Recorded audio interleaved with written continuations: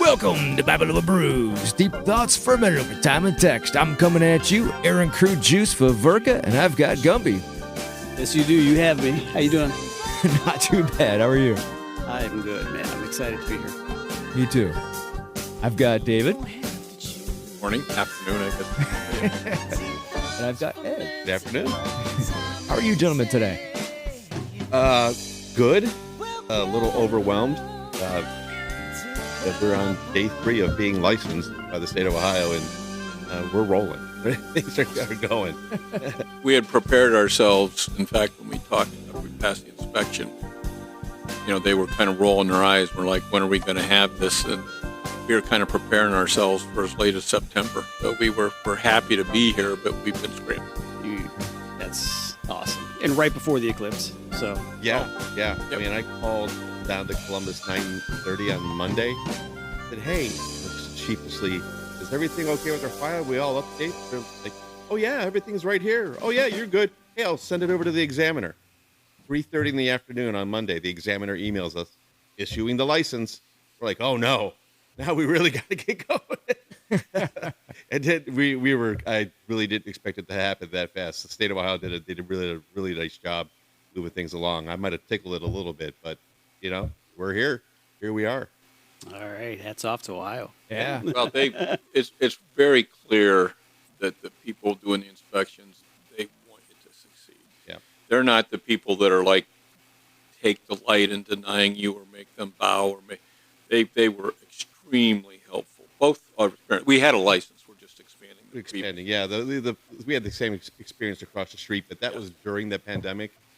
And we really didn't know what to expect with licensing, but I think we were 3 months from ink on the application to granting, which is not a bad time. And there was plenty of stuff to do in between, so it's been okay. So yeah, so today, we're not open today. Don't have a Sunday license, so catching our breath and taking stock. But the week begins tomorrow in earnest. It's our first full week of open 100% operations. So we'll see how this goes. We're essentially having our home opener the same day the Guardians are having their home opener. Yeah. And the eclipse. And Wow. the eclipse. Yeah. And to back that up a second, we are at Brownhoist. That's where we're It's Brownhoist Cider House. Our cidery.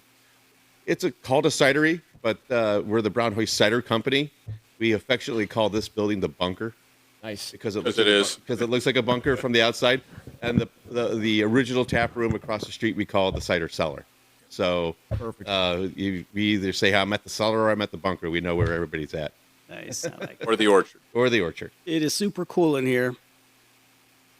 Well, that's because we paid architects top dollar. Architects being Ed and I. Yeah, The architects that we talked to, we didn't do much. It doesn't matter.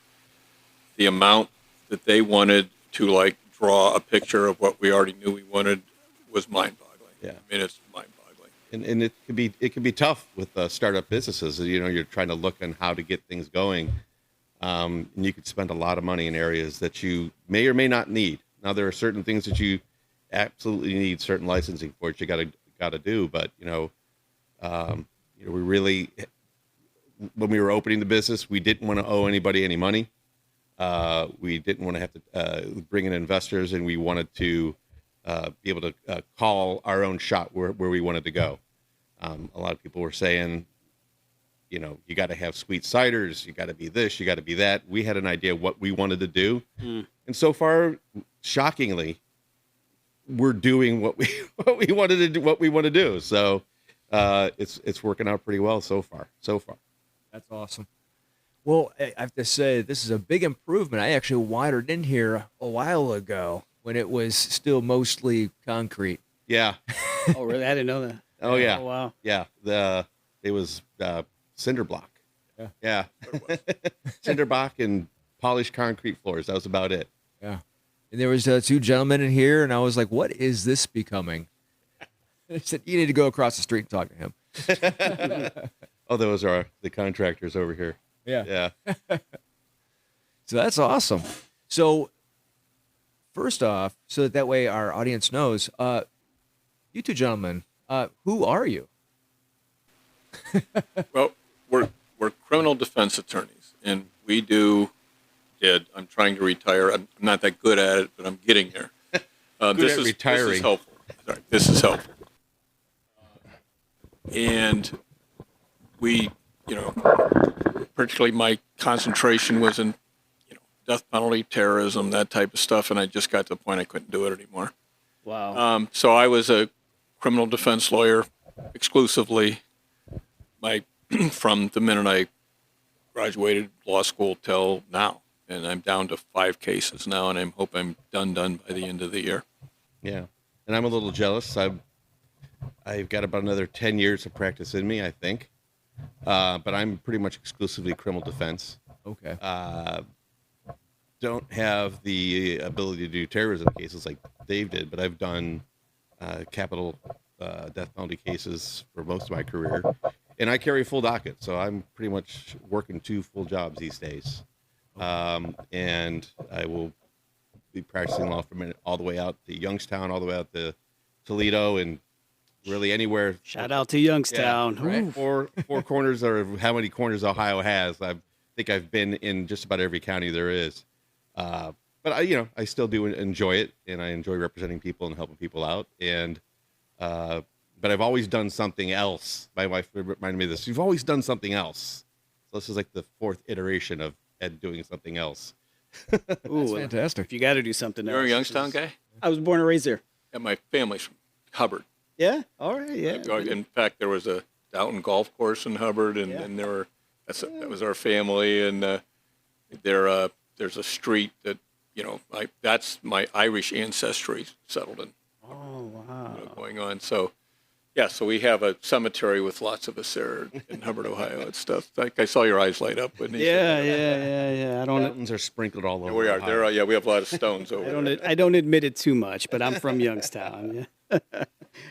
That's awesome. Sure, there's plenty of work over there to keep you busy. Well, there's plenty of work everywhere. Yeah. I quit enjoying it. That's why I do it. I didn't enjoy it anymore. I had it. I couldn't do it anymore. I just literally can't do it anymore. And when you want to quit, everybody wants to hire you. I should have pretended to quit 10 years ago, but That's when you got to raise your prices. And Ed and I are both bad business guys. That's one thing we do. We probably could use a business manager, but I was gonna say I could drink to that. So you'd be going after the serial killer and you the Unabomber. He's probably chasing a mafia. Both, Yeah. Oh, no, I've represented those guys too. Yeah. And Youngstown Mafia too. Yep. So I can tell you out things there. you probably don't want to know. No, yeah. We'd have to change your name Yeah, if that's- we're going to tell the I stories. think but I've yeah. tried everything from an illegal U-turn to a death penalty case. Wow. Yeah. What a spectrum there. Right? Yeah. Yeah. So cider has been a fun, not a distraction, but a release, an avenue for us to explore different parts of our beings, brains, our ideas. Allow those things to work themselves out. When some of the best days are days out at the orchard, getting ready for during the growing season, getting a chance to go out there. It's beautiful. Especially if you get days like these, sunny days. You get out there and you spend 3 or 4 hours, and it just goes by in a heartbeat. And that's a unique thing to bring up because you have your own orchard. Unlike most cider houses and cideries, you own your own stock. That's correct. Yeah. That was purely by accident. What I was trying to get out of the business a while ago, and I just got to the point.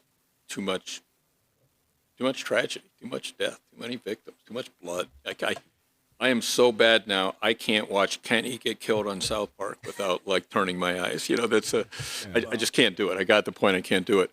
So a law clerk of mine's brother wanted to do grass-fed beef, and he was quitting a corporate job in D.C. and had gone through some rough times with the divorce and wanted to come back, and he's going to do grass-fed beef. To hell with all this. So he talked to me, and I found on federal bankruptcy court some land in near just a couple miles east of Hiram, and was able to get it, and then he was going to lease it and raise cattle there, and which happened, except for he was so successful that he had an opportunity to buy like 100 acres, and so I let him out of his lease. I wasn't going to stop that. But then I was just stuck with this. I didn't know what to do with it. I knew there were a couple of trees, but you have to understand it. No one had done anything to it for 25 years. It was just blackberries, literally 30 feet high, all sorts of brandle, hawthorn trees, wild oak, sassafras every place. You couldn't see anything. And I knew there were a couple of apple trees. So I talked to a neighbor who said that at one time there was an orchard there, the family, for a long time. And there had been some peaches too, but the fungus had killed them and they just gave it up. And so I looked around and, again, there was no roads, no paths. We're just following where the deer go, to be able to get back. And there were a lot of couldn't get to them, but there were a lot of apple trees. So my wife taught at Tri-C, and so I could take courses for free. Okay. And so and the apples were old. They're not sweet. You're not going to sell them on the side of the road. They're marked, and so I took it, and that's the logical thing. Well, Ed founded the Cleveland Bourbon Club.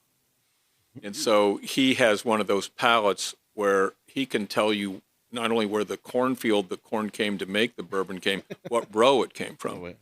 He's one of those guys. I hope so. I don't know. Thanks. So I talked to Ed because I said, Ed, you know anybody that interested or hard cider I can give apples to, because I have 23 acres and I have all these trees. And it's like, well, how many trees do you have? And I'm like, why? He goes, well, I was thinking of starting a hard cider company in Brooklyn, but it was just so expensive to get started. I gave up the idea. And I said, well, I have trees, and I had the old building.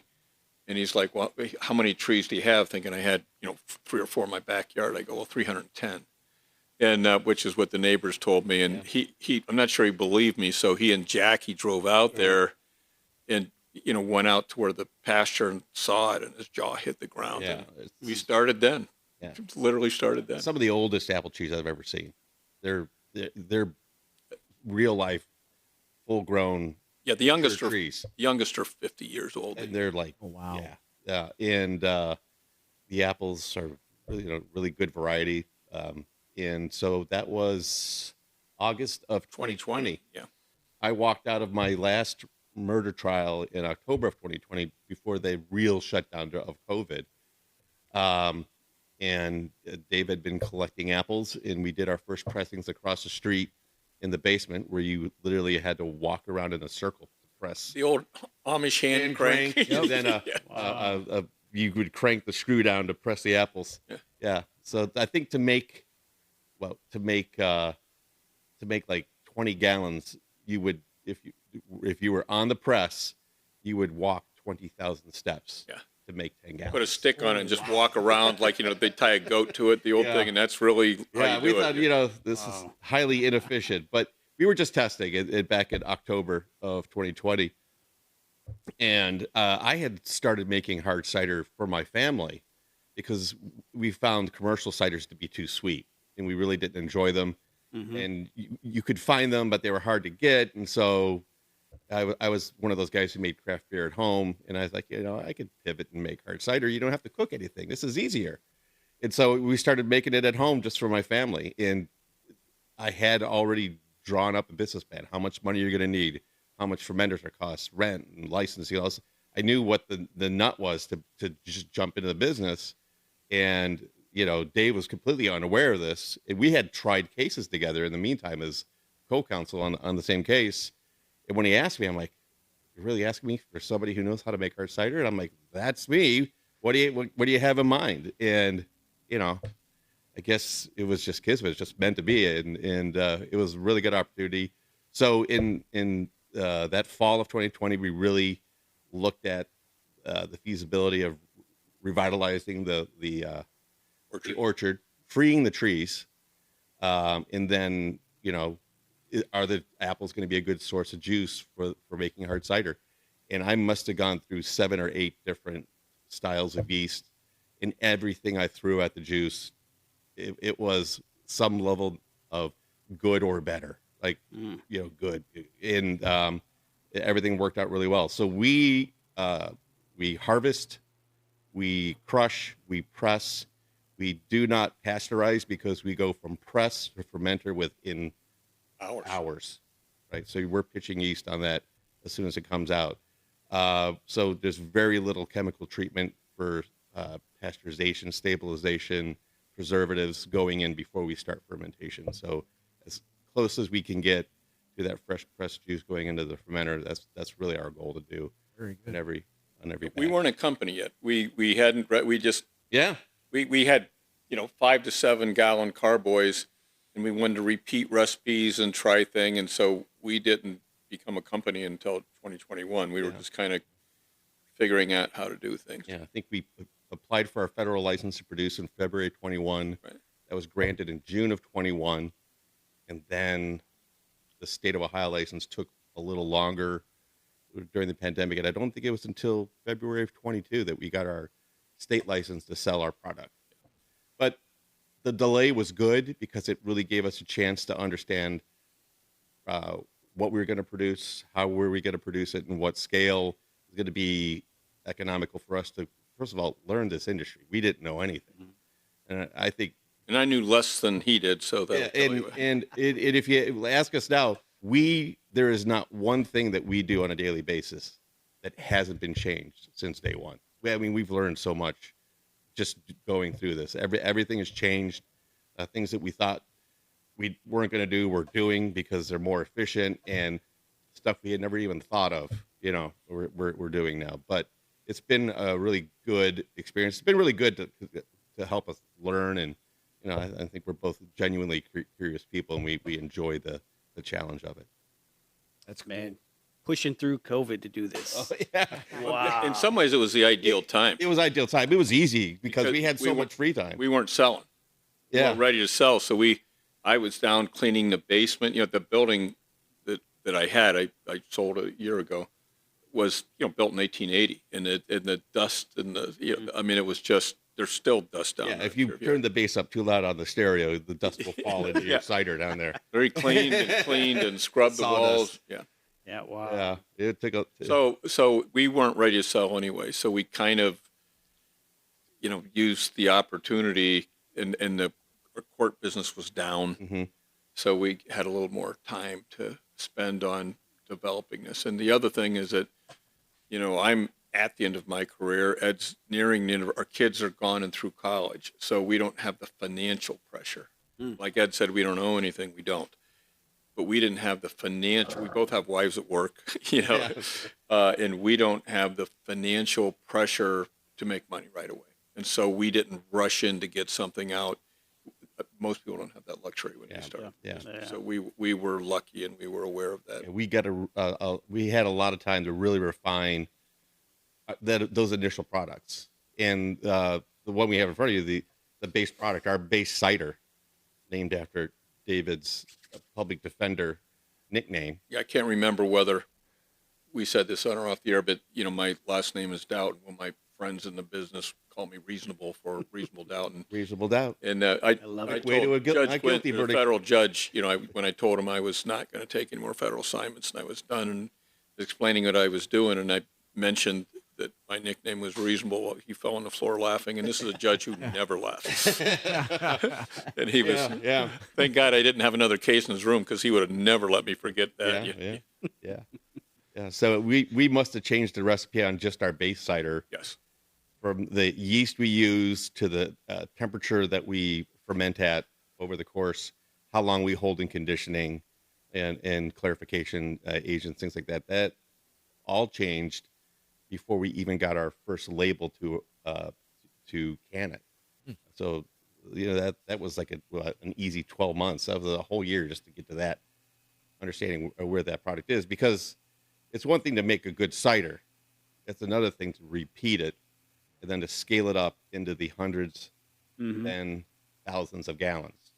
So, we are once you get into this industry, which is kind of a nice thing, and people in the industry view you as erstwhile and legitimate, they will share their knowledge with you. And so Couldn't be better. People have been better people. incredibly helpful. Yeah, for I us. mean, just like local craft brewers and vintners, and just hey, if you need this, look us up. Our friends down at Goldhorn Brewery over there, Yeah. they clean our kegs for us. Oh, I love Goldhorn. Yeah. They're like, hey, They just carry our clean ciders. They carry. Yeah. In fact, they sell more blackberry cider than we do. Yeah. We've done podcasts from there. We've done. Oh, right. Yeah, Yeah. They're great So people. they clean. They're great people. They're concerned about being a good citizen in the neighborhood as we are, and they're it's really nice to meet people like that, and people can't be any more helpful Like people at the Noble Beast, they came down Yeah. and brought their entire staff to Yeah. try everything, and just neighborhood, and we really appreciate that, and hope to return the favors. We are in a very rich area for craft Yeah, Yeah, we are. we are. breweries. Yeah. Yeah. for So, sure. so Reasonable Doubting, our base cider was born, and it's just essentially started out life. Our fresh apple juice. There are nutrients for the yeast to eat. There are some agents to help break down the pulp of the apples, and then just yeast, and then time and patience. It's kind of funny because I'm the least patient guy. He is the least in this patient. company. He is the least patient guy. Dave always says, he's like, leave it alone, stop fiddling with it. It's fine, and he's right. It's true. I do say that. So we do complement each other in certain aspects. So yeah, becoming a cider maker, for lack of a better term, has giving me more patience. Sometimes, just what do they say when you're barbecuing? If you're looking, you ain't cooking. Yeah. Right. Same thing. Stop fiddling around with it. The yeast know what to do. Just leave them alone most of the time. Excited. Yeah. You ready? Are we So gonna try? Yeah, definitely. Yeah, dig in. Cool. So our vision when we were talking about what we wanted to have for cider, we wanted something that's light, crisp, clean, Try. and dry. We don't want to have a real sugary product, right? And this is the base product that we landed on. Got a great nose on it. Yeah. I'm gonna smell it. Mabel's, had this, because with the barbecue, they thought this paired best with the barbecue. So it's interesting that different places want different types of cider depending on what they're doing there, and so it's been fun. Oh. What iteration did you say this was?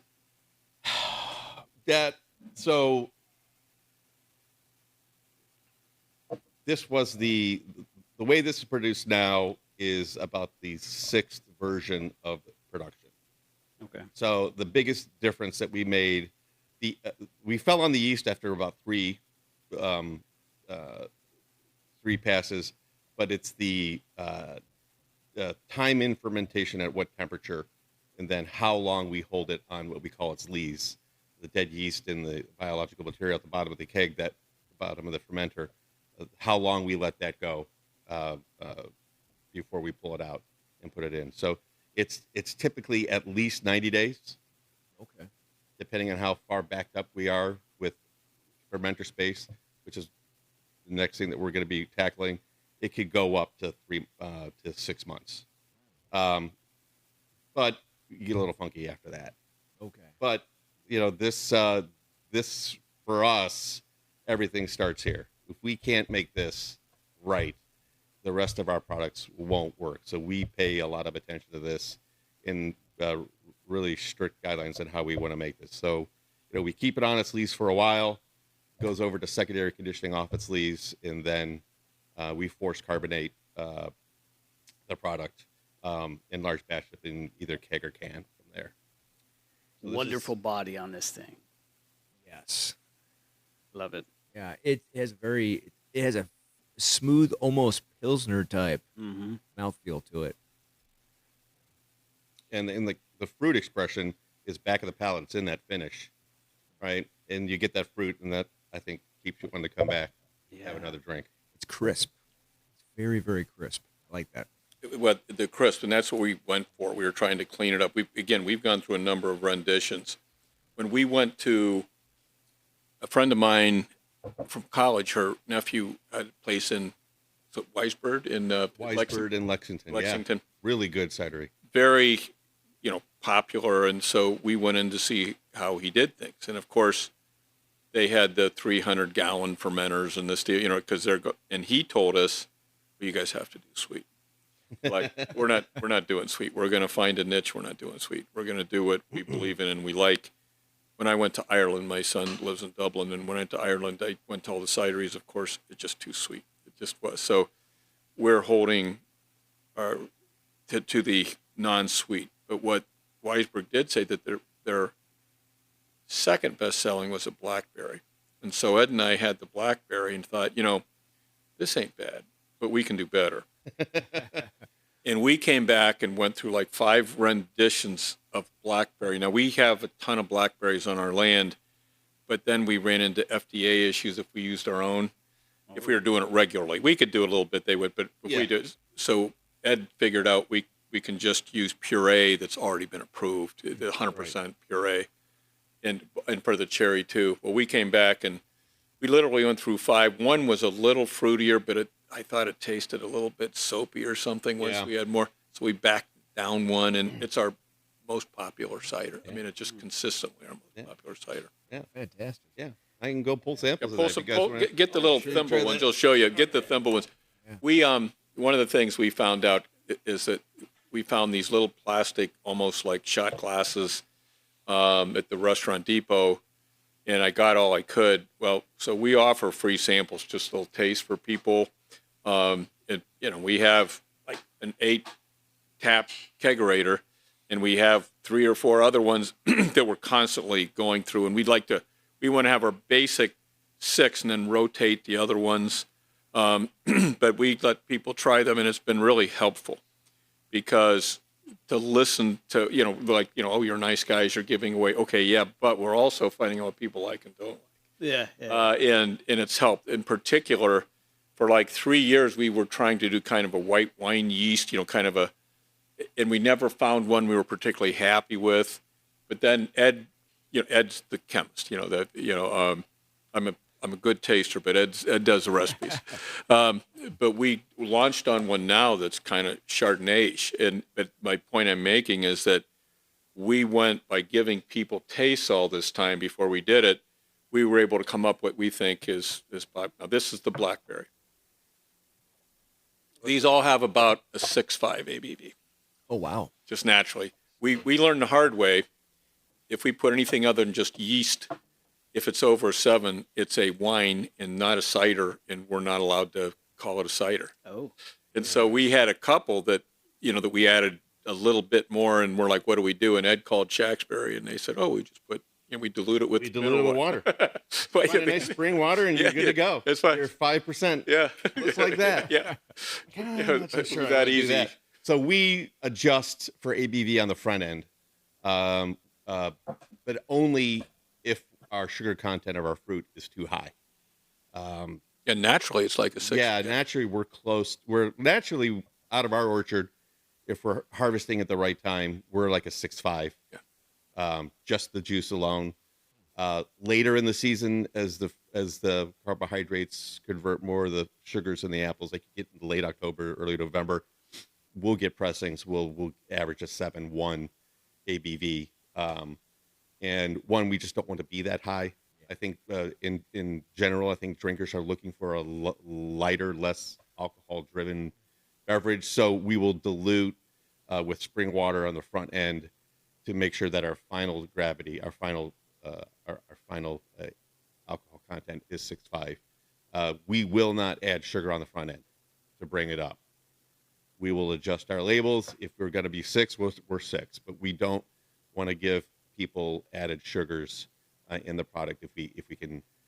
That's why we do purees and not syrups, because puree is just the puree of the fruit strained, and then that's it. There's no sugar added in. Okay. Man, you are the Doesn't need chemist. it. What's that? Doesn't need it. No, it does not need Does it. not need And it. so the blackberries really came out really nice. It's got a floral essence to it, which I really was not expecting. I thought it was really berry-y, but there's more of a floral aspect to it than I really Yeah. was not expecting. I mean, the nose itself, when you're, It's almost lilac-y. yeah, It I is. was gonna say it has more of a flowery. That's right. fragrance. Yeah, it's interesting. That's the pleasure of the job That's has so been good. how many hours we've spent Tasting, smelling. yeah. And Ed's taught me, again, I was like, it tastes good, but I was not good at dissecting like this. And I've learned, I've learned by doing it, and then, if I can learn, anybody can learn and stuff like that. It's, That's awesome. yeah. But it does. It's light. It's flowery. It has a feeling of being sweet without being overly sweet. And I think that's what you just nailed it, and write what he just said down, because I know. we need to put that in. yeah, Those are better than we can describe it. So That was really good. we want a copy of this so we can put it down. Okay, we were trying to explain that. I think that's public use. I don't think I have to pay him for that Yeah, either. he did it. He did it better than you and I have ever been. All trying. yours. But you nailed it.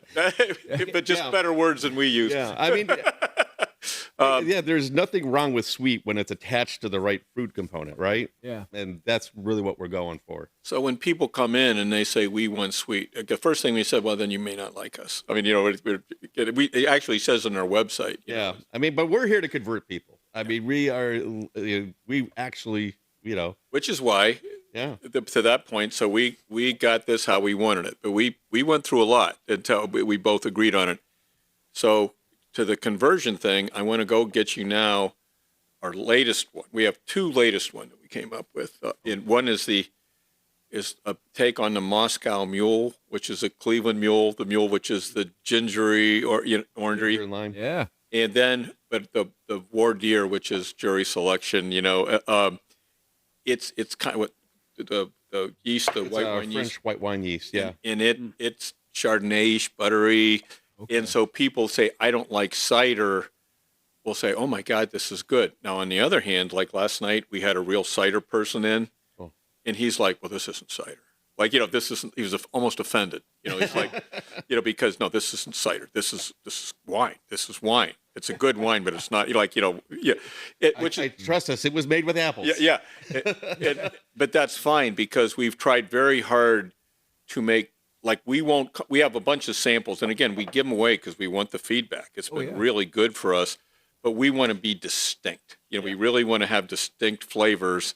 And again, since we're not in a hurry, and part of it, we couldn't be in a hurry because we couldn't go any fast, we've been able to do that. But I want to get you It's almost a gateway to the dry, because it gets you there. It gets you there. write that down too. Okay.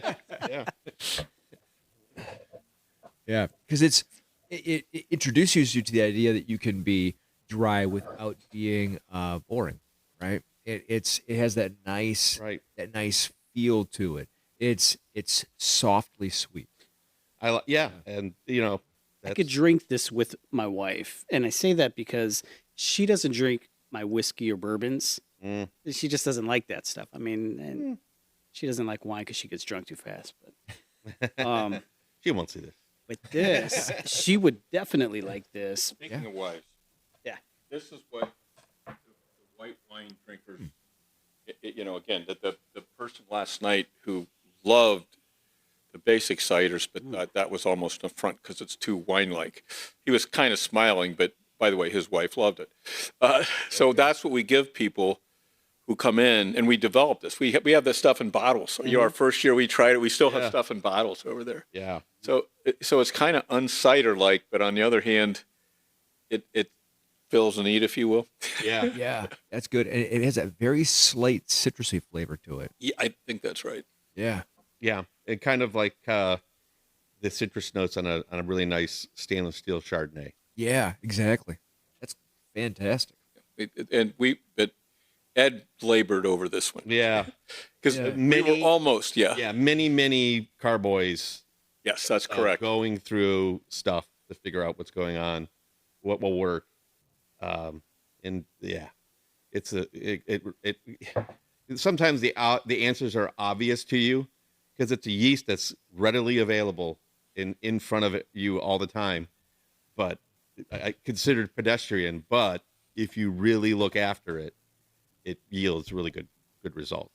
So, sometimes the obvious answer is in front of you. To steal Gumby's words, this would go great with fish. Oh, It is. It is. It really is, because it's light and it's crisp, and it's why you drink white wine with fish. That's it. But it's even a lighter one. It's not like Riesling sweet, which I like. We've really tried.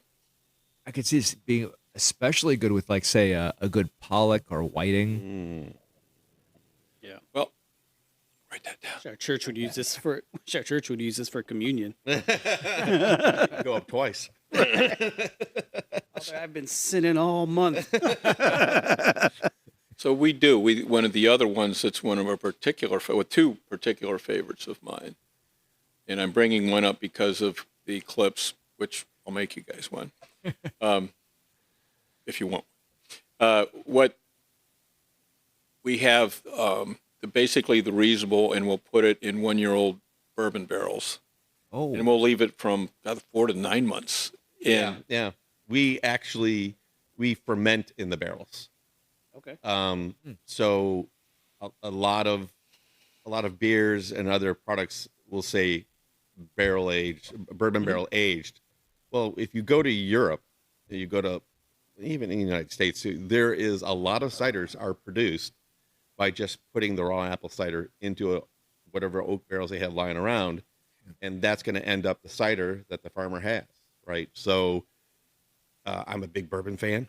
Yeah, love bourbon, and you can get, bourbon barrels flying around everywhere. I mean, there are more barrels of bourbon in Kentucky than there are citizens in the state. So, there are a lot of empty barrels, and they can only use them once. So we get those barrels when they're fresh. So they're tight, and we put the apple juice in there, and we do pitch a proprietary yeast just a little bit to get things started, cap it, and we don't even think about touching it for at least 3 months.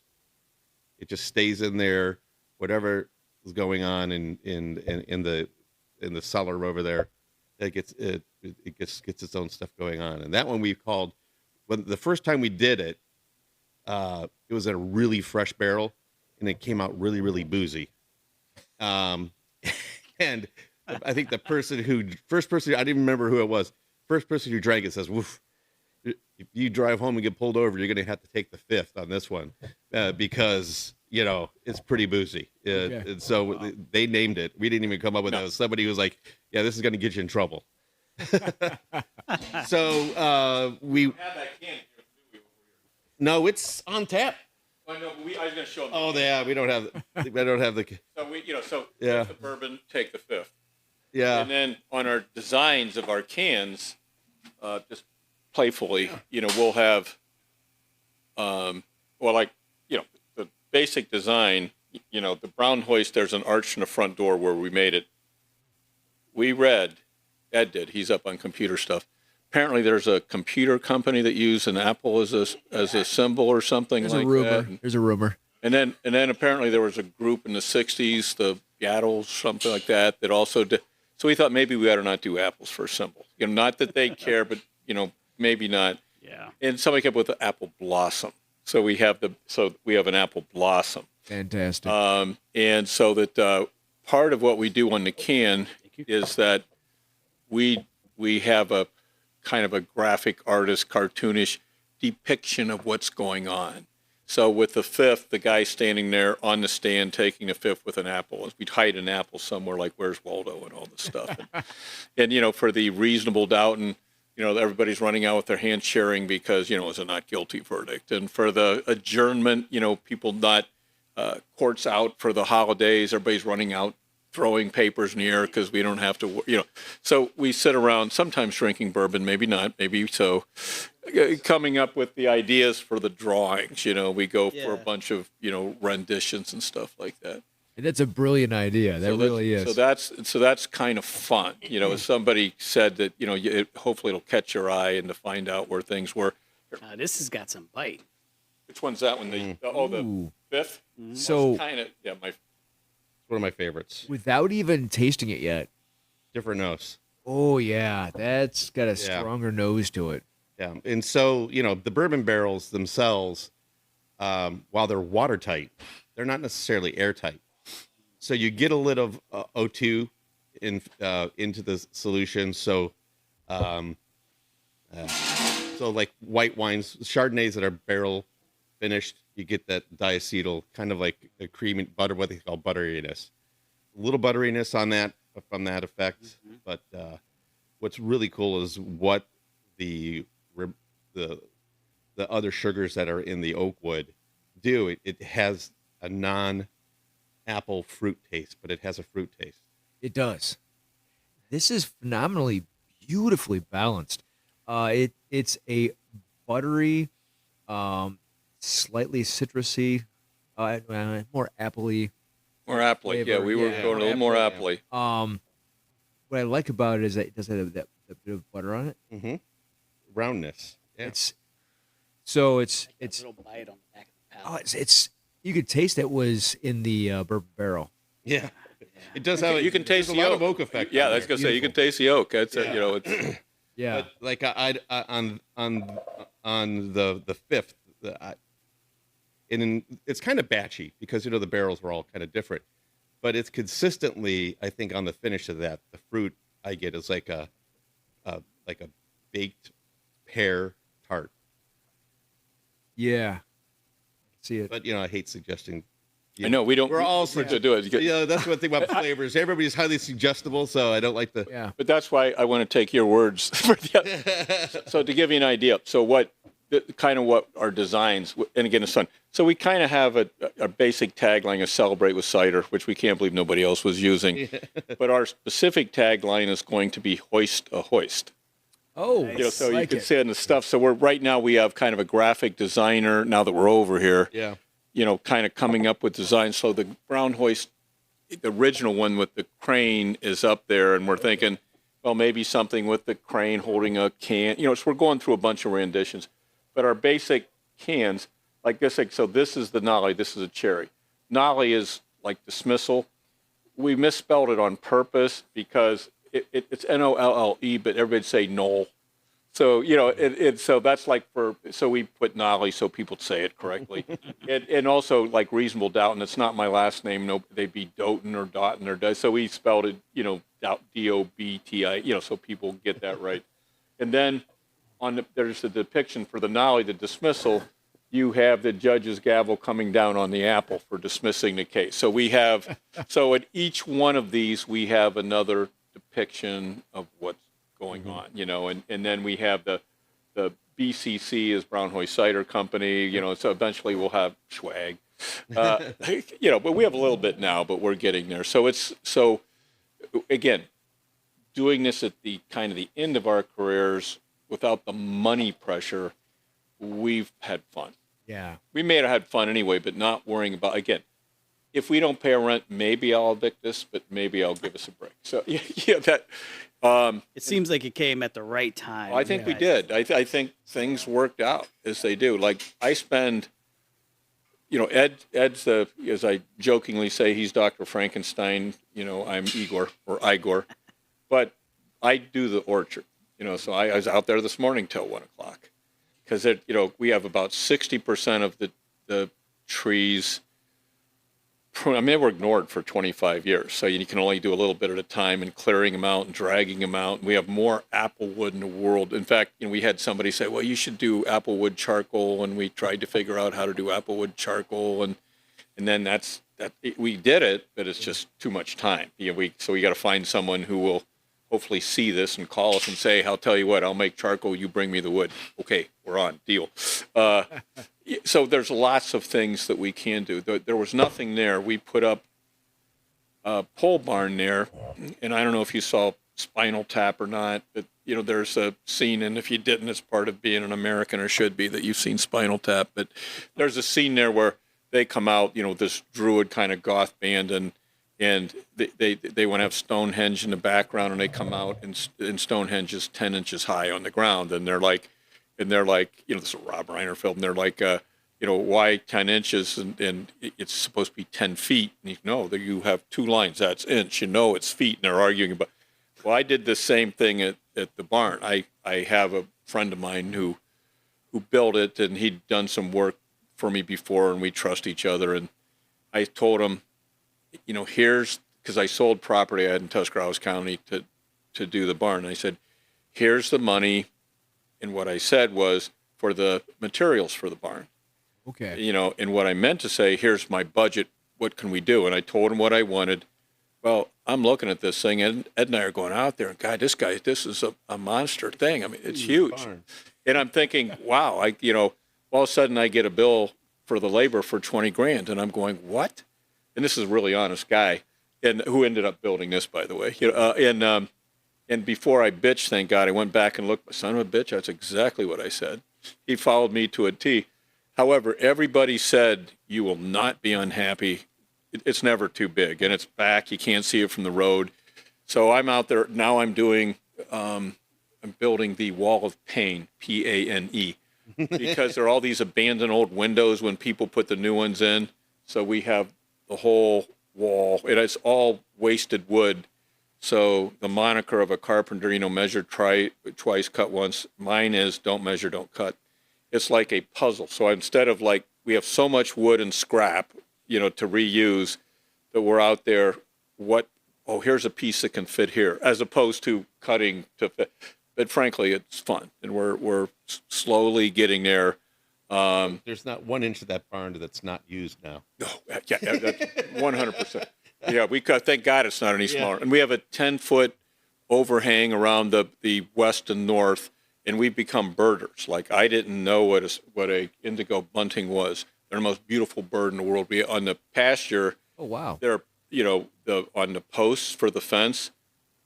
I started putting out birdhouses, and we see bluebirds and towhees, and which I didn't know what they were, and wrens and the indigo buntings and swifts, and we have a deal. This is a contract. We're lawyers, and the deal we have, we'll give them housing. We don't want flies or mosquitoes. And around the barn, we get I got bitten by one mosquito all last year outside, and that was because I was in the orchard where they were able to hide from the birds. I've never been bit by a mosquito. Yeah, it's amazing. But I got to make sure they have water. The Ladue Reservoir. Yeah. That's significant. So now what's happening is people, because they kind of like people are bringing out birdhouses and funky ones, really kind of fun ones. Fine, I'll put them all around there, walking around. And so we're having fun with that. But like Ed said, we believe we're one of two, maybe there's a third, that we grow our apples, pick our apples. This is a funny story. I was on the internet. We first got it to a French orchard, and I'm like, hey, how do you guys pick their apples? We're doing an orchard, and I got lay tee, lay chortle, lay laugh, lay idiot, and I didn't understand why they were laughing at me. And they're like, look, you wait till they fall to the ground, then you pick them up. You're making cider. These aren't grocery store apples. Yeah, it doesn't matter. In fact, bruising helps. The uglier they are, the better cider they make. And to that, I'm like, oh, and then to that end, one of the things that I, we had kind of with Pommier, what it called, came in and was tasting it, and he said, I'm really impressed that you guys have figured out the double fermentation. That's pretty sophisticated. And I'm going, damn, Ed's good. So after he left, I said to Ed, I go, what's double fermentation? He goes, I don't know. I don't know what is he talking about. What we found out was by accident, is that we generally, like I thought for Spanish cider, I know more about this shit than I ever, that I ever thought in my life. Like in Spain, a lot of times they will put a tarp out and they will gather all the apples, leave them on the tarp, let them turn brown, and then pick them up and ferment. So they ferment with inside their skin. Okay. And then they will crush them and have the second one. We didn't know any of this. We had all these apples we brought in. We both got busy. Yeah. They just sat there for 2 or 3 weeks, and unfortunately some fruit flies, which people complain. But then, so we were picking out the brown ones and trying, but we couldn't do it all. Didn't get them all out of there. We couldn't get. Well, it turns out that we were supposed to do that. We had no idea. So so now of course we can do that if we want to. But we had no, and that's the type of things that, like Ed said, we don't do anything the way we did before. Yeah. Happy accidents. Yeah. Well, I mean, it made a really, really nice cider, but Yes, it did. we didn't know how we got there. No. So I trying to gave all feed the it. credit to Ed because I didn't know nothing about nothing. Then so Ed explained this to me. I don't know what it is. I don't know what it is. Let me do some reading. Yeah, that's right. Yeah. So we figured out we accidentally had done it. So of course now, and we talked to Shaxberry about, like how do you? No, they pick up everything. Yeah. Worms. Well, look, you're going to crush it. You're going to filter it. I mean, we double filter, triple, and alcohol. So and they go, no, you don't. Every applicant there's a wash and an initial antiseptic rinse, then a lighter final antiseptic rinse, and then crusher to press. Probably maybe we worry maybe too much about that, but I'd rather worry about that than have anything get into that we really don't want in there. And it's worked out so far, so we're just going to keep doing what we're doing until it goes the wrong way. It has worked. Yeah. This last one we had. Which one was? Which one did you give them last? Did I give you the 5th? The 5th. Yeah. I do this with a cigar, a light cigar. Oh, Now here we go. So here we go. brilliant. So for the I Eclipse. never even thought about that. So for Monday, we concocted a 5th. We take half the cherry in half the bourbon barrel and add a Traverse City cocktail cherry. It's like an old fashioned. It's like a cider old fashioned. Oh yeah. And it's one of those things you do when you're sitting around and it's selling like crazy. In fact, I think we probably will end up just canning it. Figuring out become a regular thing because we had it's people in last night. One person ordered it, a second person ordered it, and by the end of the night, it was outselling everything. with the table that I had here. They wanted flights and samples. Well, they drank that last, and they wish they'd have drank it first. I'm glad they drank it last because they tried everything else. Yeah. So that's kind of, we don't have any rules or procedure. We both are free to come up with ideas. There's no preconception of where the limit is supposed to be. No. Right? We don't know. Right. Which is a good segue to what you got in front of you now. Okay. This is a hard left turn. Oh, are you doing the Yeah, sizer? this is a palate destroyer. Wow. Explain this. Is a dry hop, thiolized, genetically modified yeast, dry hop cider. It's my homage to the New England IPA. This is it smells. And it has I haven't tried it yet. has a little bit smells of dried like grapefruit peel in it too. Okay. So it has El Dorado, Summit. I always blank on this. Amarillo, El Dorado, Summit, Amarillo hops. It has a thiol powder that's made from the dried skins of New Zealand Sauvignon Blanc grape, added to pre-fermentation of the solution. Which also adds to the fruitiness. Yeah, and then I use a genetically modified yeast that is specifically modified to attack the thiol molecules that are both in that Sauvignon Blanc grape skin powder We test it on this tomorrow. in the hops to really just bring out the other citrus and tropical fruit flavors on that. We're going to push this. I'm the not all, but most of the crazy ideas.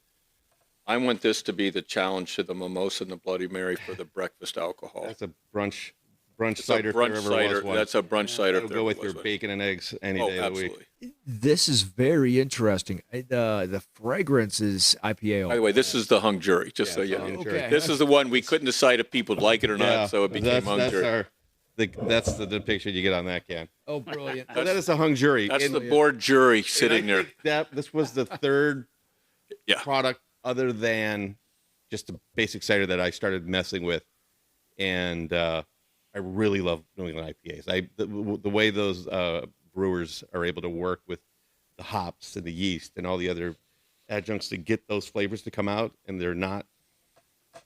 They're magicians doing that stuff, and I really admire how they do that. So, studied a lot of articles by brewers and talked to several brewers on how to treat hops in fermentation, and so we're putting those practices into work and hoping to get the most out of that product. But I really enjoy this. I find myself going back to drinking this more and more.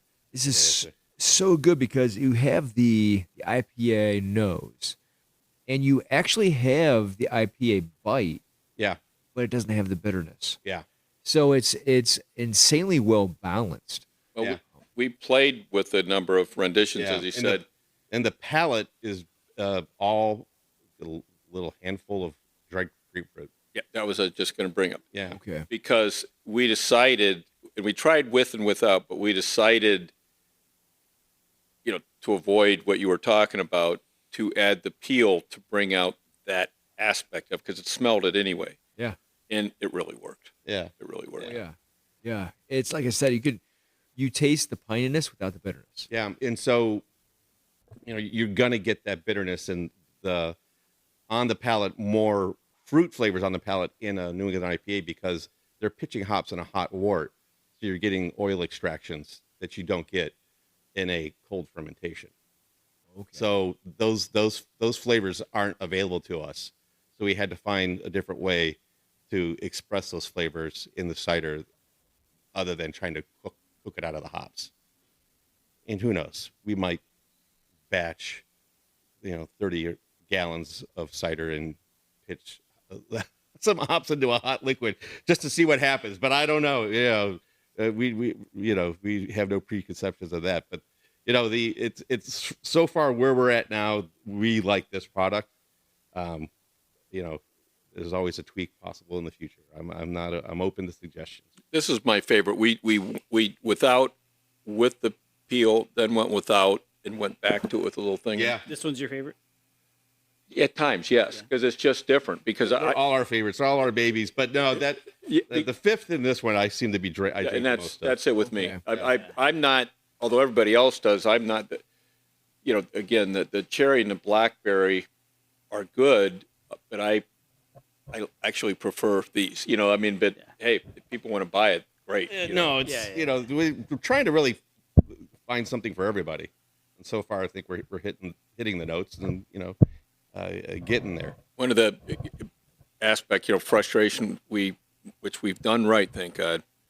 We've been very cognizant of our limitations because we didn't want to. We're going to triple or quadruple the size of our fermenters, but we didn't want to do that because we got over there from moving them from the basement across the street was just impossible. Yeah. So our next move is the fermenters will be to the ceiling and by the fall. Yeah. Okay. We'll need ladders and we'll have to have a deck to get in and out of those. But, so our eye is to what is repeatable, what is scalable.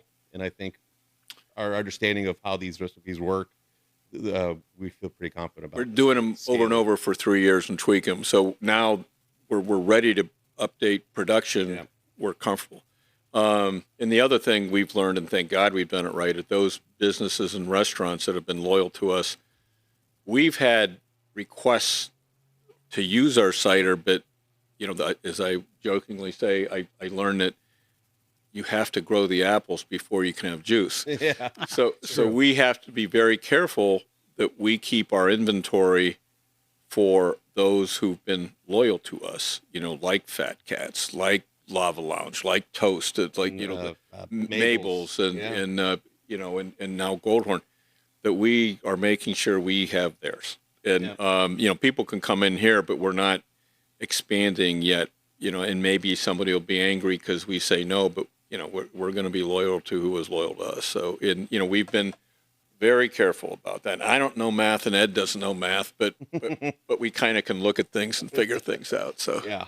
So far, so good. Yeah. So far, so good. We did have a period where we ran out of reasonable Downton for about a period of 4 weeks. Yeah. Okay. We had sold out so fast. It was very, very concerning. Right. Because you're looking at, okay, I have nothing to sell. That's a good problem to have. But production will be ramping up production big time this fall. And there'll be more product going out the door, hopefully, going out the door. So you two are wearing all the hats. Yeah. Oh, we have on our website, like Monty Python used to, head chemist, Ed, head janitor, David, chief mechanic, Ed, head dishwasher, David, orchardist, David, lawnmower care, Ed. Yeah, delivery driver. Delivery driver. Oh my God. Mostly Ed's in charge of deliveries. Yeah. I'm assistant deliverer. God for because we deliver a sixth of a keg of Sixtels the craft size barrels to the restaurants, which are, you can sling those around fairly easily. Well, Mabel's has gone to a half barrel. That's 15 gallons. It's like close to 200 pounds, a full keg, and you got to go down 2 flights of stairs into their basement. And I'm like, hey guys, I'm gonna leave this one here on the front stove. Can you make sure it gets downstairs? They've been very kind to do that because the distributors carry everything right down to the cooler for them. And but yeah, we really do everything.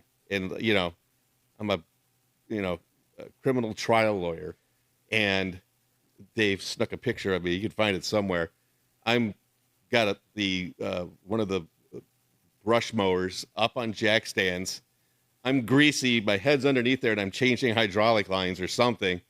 And you have to YouTube is the greatest teacher in the world. On YouTube. But you have to learn how to do this stuff because we can't afford. You can't afford. Well, yeah, you can't afford to take it to the mechanic every time, and you can't afford to take it into a mechanic shop where it's going to sit for a week. Then they're going to order parts, and then it's like three. That's when it's the growing season. We need to keep the weeds back, and we need to keep the lawns mowed back because we harvest off the ground sometimes.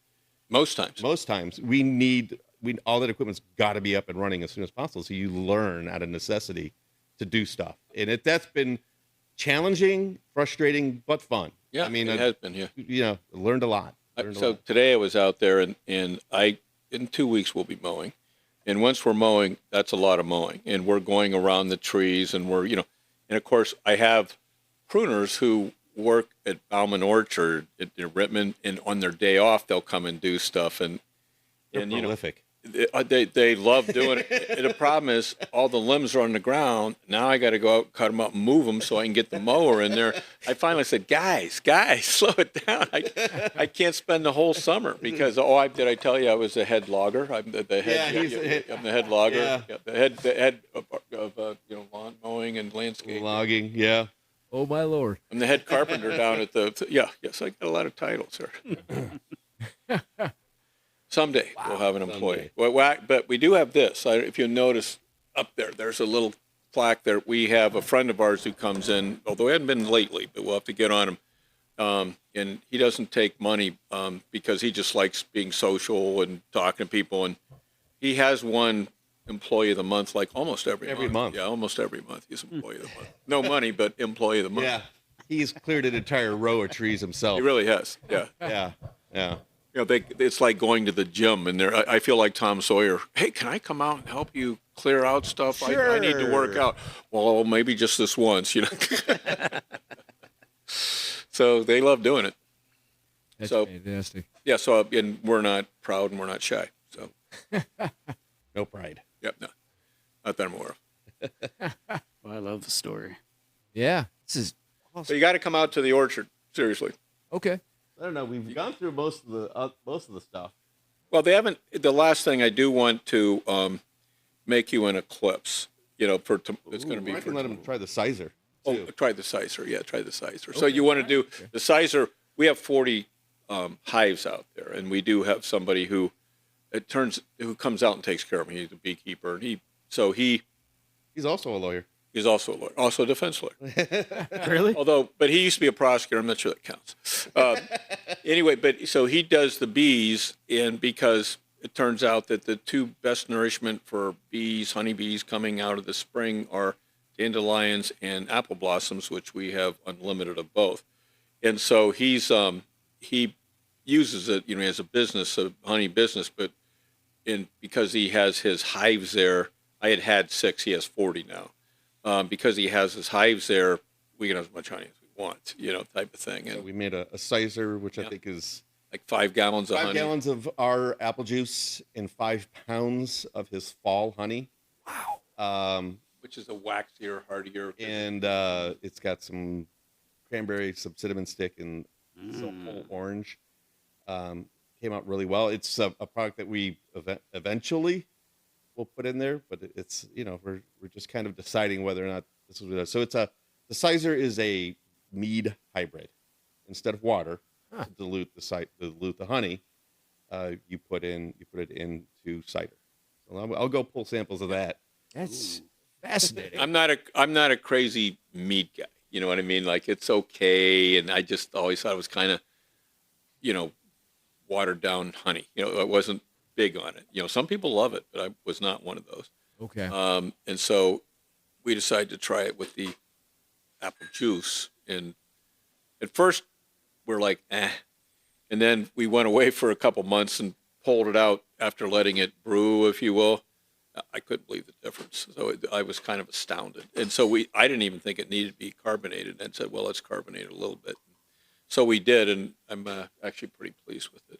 We did kind of the same thing with an Applejack barrel, and we had some leftover cider, so juice actually, and just put it in this, old 53-gallon apple barrel, and that at first, and then we tried it the other day because we were thinking, are we going to throw it out? And all of a sudden, oh no, we're not throwing this out. I was bowled over how good it was, and it's been like in there for like a year, and all of a sudden it turned our way. So we're so kind of one of the things we plan, like we'll have cans and stuff, but we want this to be what you guys are doing. Okay. People come in and we just have unique.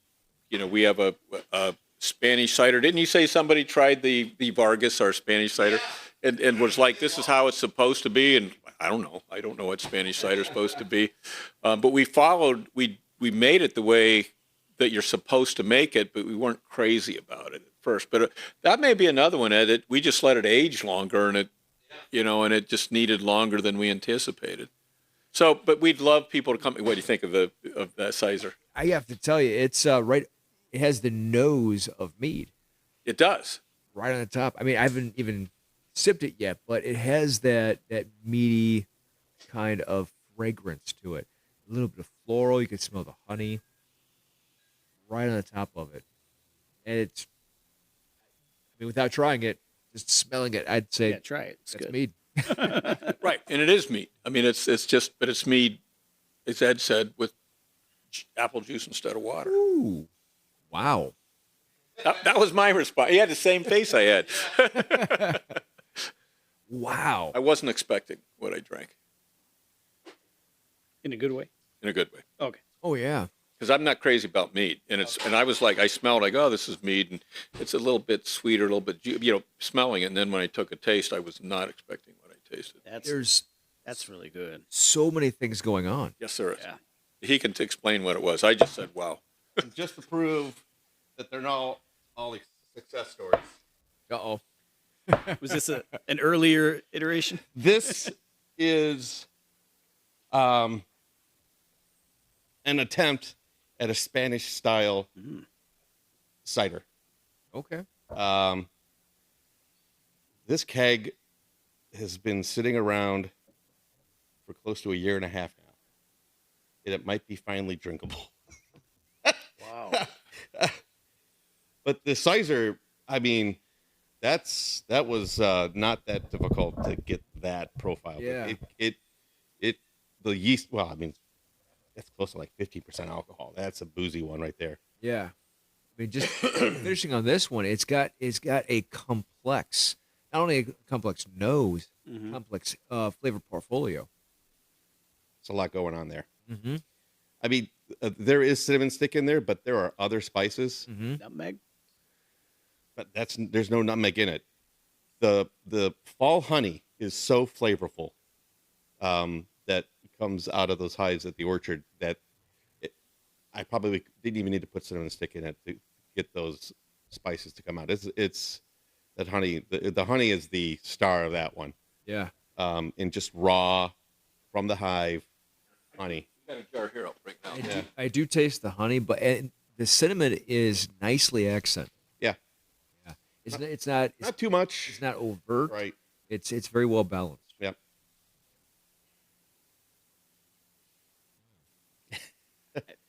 I'd have no problem having a Connecticut cigar with this. Oh.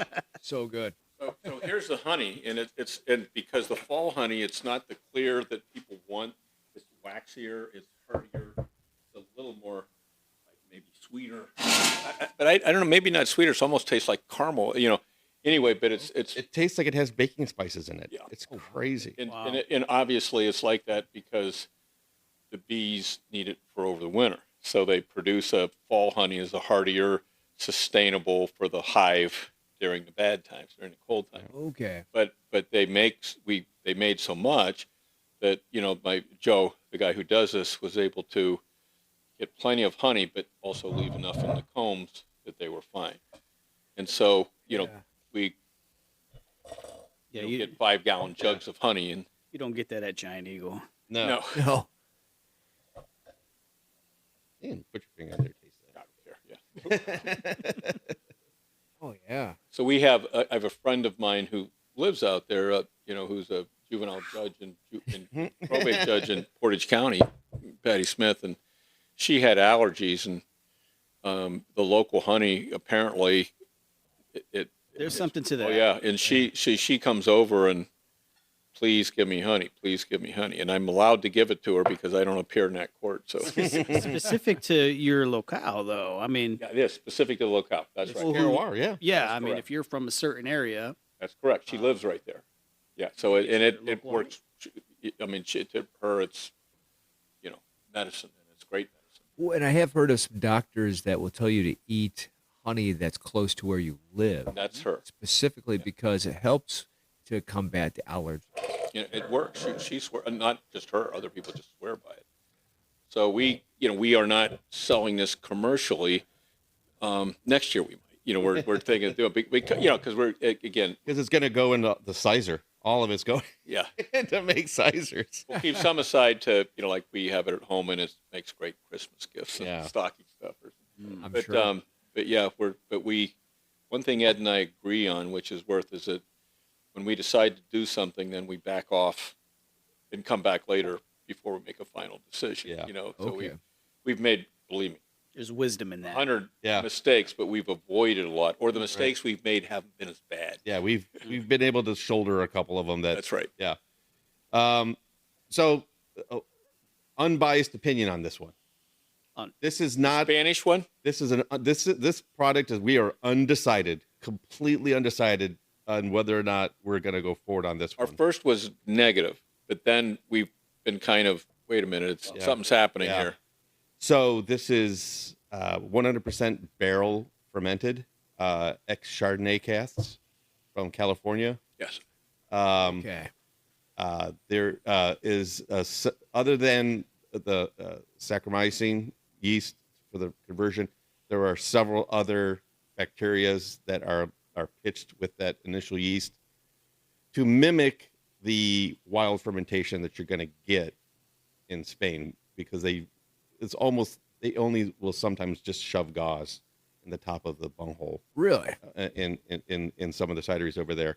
But it is not quite a wild fermentation, but an attempt to mimic one, and I'm not sure. Yeah. Whoa. Yeah.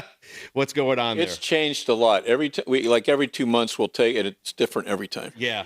Oh wow. Wow. So the nose right up, it was so strong, right? But the flavor, I gotta tell you, it's very citrusy, very citrusy. Maybe we should do it as a sangria Yeah. or sangria base. I mean, if I didn't know better, I would say you had added lemon peel to this. Yeah. There's nothing but juice and bacteria in there. Wow. Is that what you're getting? Yeah. Yeah. I mean, Yeah. I like it. But the woman last night really liked it. Yeah. Yeah. So I mean, What I would do is, man, if you marketed this as an adult, as an adult lemonade, I would know no difference. it's very acidic. I mean, there's a lot of acid going Yeah. on in there. Yeah. And I would drink that as an adult lemonade. So we don't have a name for this yet. Well, the Vargas, we can call it the Vargas. Yeah. But I don't know if Ed wants to put his name on this one. I'm just so conflicted over it. I didn't it like is it at first, but is a I'm coming stark around. departure. I mean, there's a lot of stuff going on in there. I would definitely just say that it's out of character from all your other ones. Right. Yeah.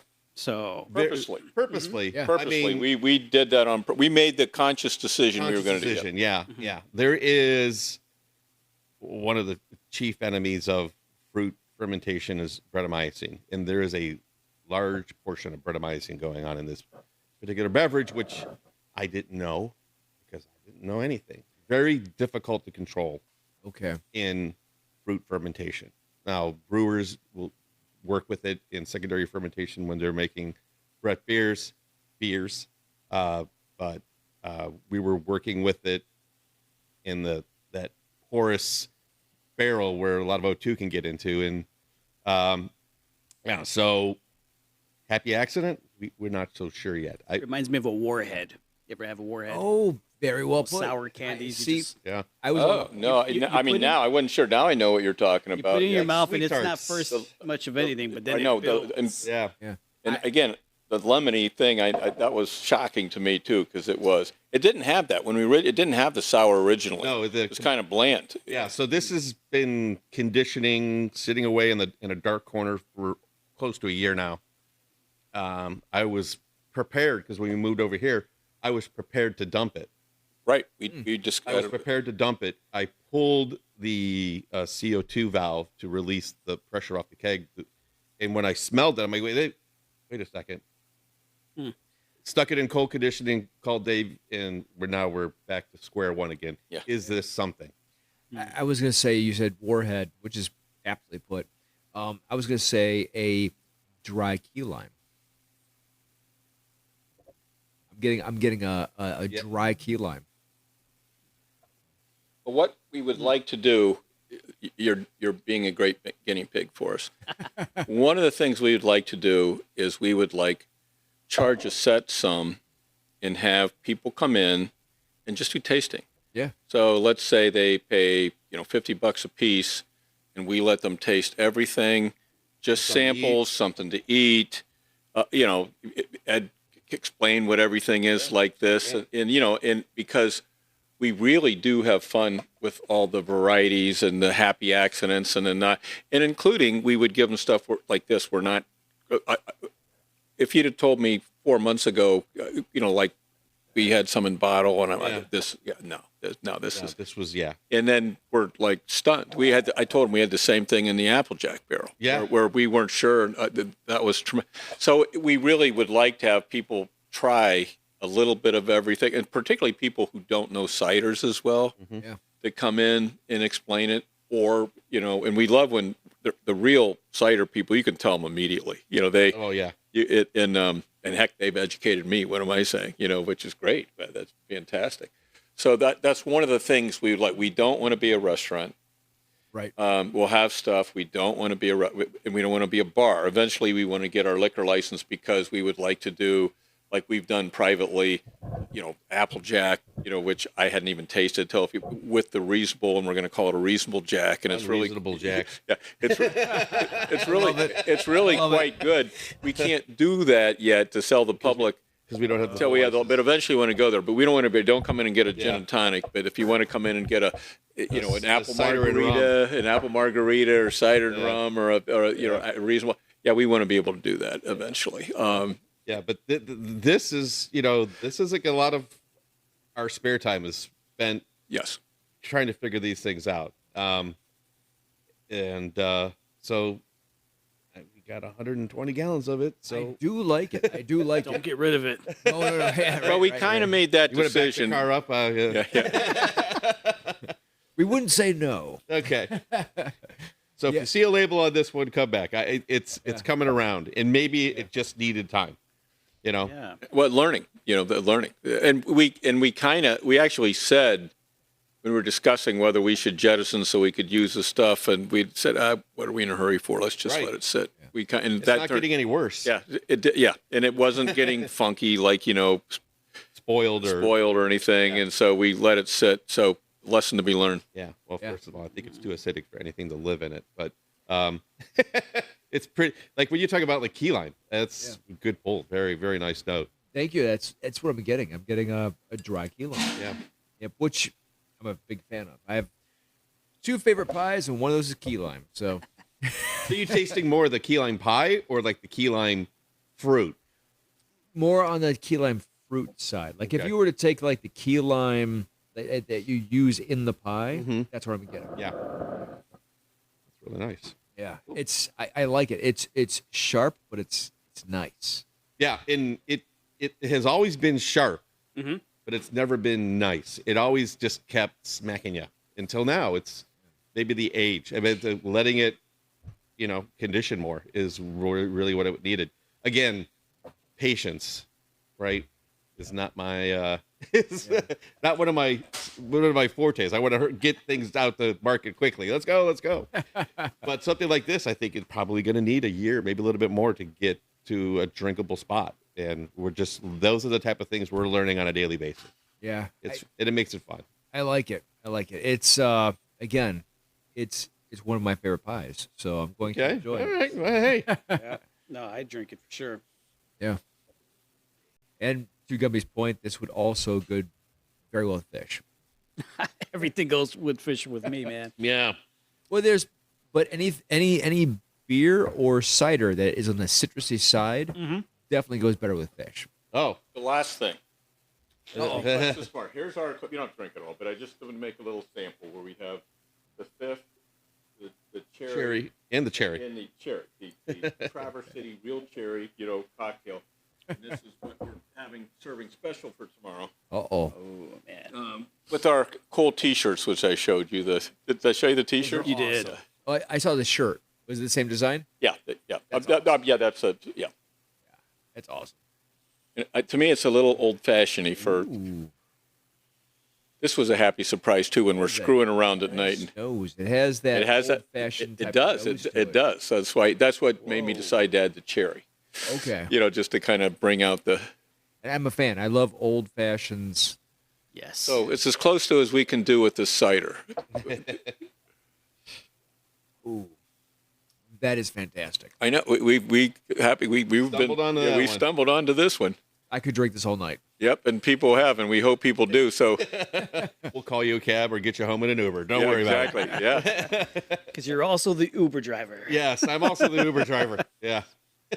and I like that. I have a niece that lives in Traverse City, so she sent me a thing of the cocktail, Traverse City whiskey cocktail cherries. And I thought, oh my God, this will bring out that. I love old fashions. Oh, me too. yeah. And I thought this will bring the kind of the cidery and this is one that, like Ed said, we'll sit around at night and do tastes and try different things and kind of relax. And we came up with this one and sometimes you get lucky. Sometimes you get like, Yeah. Yeah, those are my go-to drinks, old fashions, Yeah, me Manhattans, too. right? Me too. So, yeah, and it has that beautiful flavor. It's not super strong. It's very pleasant, It isn't super strong. accented Which- well. Yeah. And it's funny, your reaction have been other people's where all of a sudden they're like, I wasn't expecting that. Yeah. I wasn't either, by the way. I was standing at the bar, and Ed was in the other room doing chemistry things I don't understand, Breaking Bad, and so I was out there cleaning up, and I thought, this is, this will shock you, but we do have some bourbon laying around.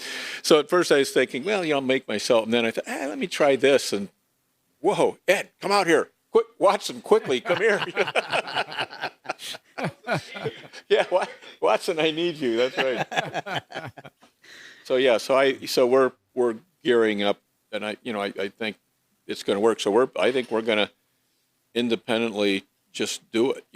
Now the one question that we have is that, because we add it right before we have the drink. If we put it in a keg at the right percent, is that going to change the flavor. flavor? Yeah. Or do we just make it a special? Maybe we just keep it I don't know. because we have the T-shirt, so we're playing with that. We could mix it like on site, where it's an on-site special. Right, it's an on-site Yeah. special. There's a brewery that does that. Collision Bend. Yeah, we do. Yeah, sure. Yeah. Goat leg. Goat leg can only be bought on site. They will not cap it for you. Wow. Well, so Yeah, Max maybe that's says what we it's do like here that, too. because it's kind of a Cleveland event that never happens. We have we ordered more T-shirts. I underestimated small and mediums for the stuff, and so we're getting more in, but they won't get here till after the eclipse. But if we have it on tap, then Yeah, I think this is something that's going to be stuck around that drink. It's nice. I think you're right. Mm-hmm. So, guys, we might as well just, hit for the cycle. Okay. You've gone through everything so far. and then some things we're not even offering to the public right now. The Spanish. Last two you got in front of you. Our first flavored one after Reasonable Doubting. Well, that's the mule. Okay. Well, Yeah, that's probably a palate killer. There's a crap ton of ginger in that one. He's right. This is a German. This was the Oh, first that's thing right. that You we said that, made yeah. other than Reasonable Doubting. That's right. Holiday. It was a holiday one. Cranberry, ginger, cinnamon. Now, if you have a turkey, it's good with your turkey dinner. But for me, it's the evening after everybody goes home and you sit down, you make yourself a cold turkey sandwich. I haven't done that. Why didn't you tell me this before? This is what you want when you're drinking that, eating that cold turkey sandwich after Thanksgiving. It's so popular in the restaurants that the owner of Fat Cats asked me to make it available year round. Yeah. oh wow. Not a seasonal. We were only planning to make it Thanksgiving to New Year's, but we make it year round now. Well, oh man, I smell the ginger. Yeah. Right on the top. It almost has that that fruity flavor. It almost smells like it has like raisins in it. Ooh, I haven't detected that before. I'm going to have to try that. That's Good note. Without sampling it yet. Yeah. Oh my gosh, that's so good. I can just smell that coming right out of it. I see why it's in high demand. Ooh, that is good. Yeah. Wow. The ginger and the cinnamon come right across. And the cranberries, again, it's there, but it's not front and center. Right? We're still trying to make the apple cider the thing. the primary focus with some flavors around it. This one makes you think a bit. Yeah. I mean, Well, I like that. Again, it's not sweet, but like you said, when it's fruity, your mind thinks it's sweet, even though we add no sugar to it, and so we have things. So we had a lot of fun making this. Oh, yeah, remember the first bag? Oh my, yeah. Yeah. So, So like, we were using whole like cranberries, like the cranberries to do flavoring. And, Muslim bags would burst open and then you have 2 pounds of cranberries floating around the inside of your fermenter. Well, try and pump that out of your, it just would clog everything. There's got to be a better way. And so This may be the best holiday cider I've ever had. Oh, appreciate that.